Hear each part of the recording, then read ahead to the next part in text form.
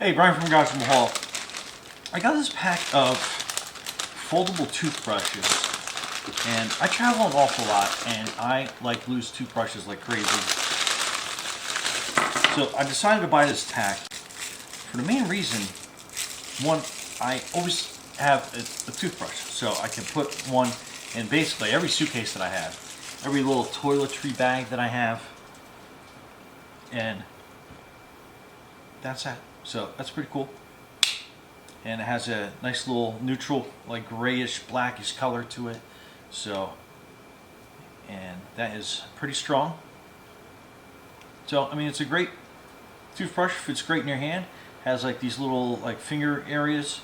So when you are brushing, you have a nice stable platform.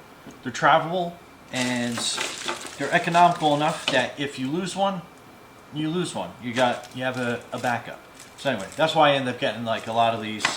And believe it or not, on top of being a toothbrush, being a mechanic, I also use these for like detail cleaning jobs and stuff on like parts and everything else. So again, and they're compact enough I can put into a portable tool bag or into my tool drawer, and you know, that's handy.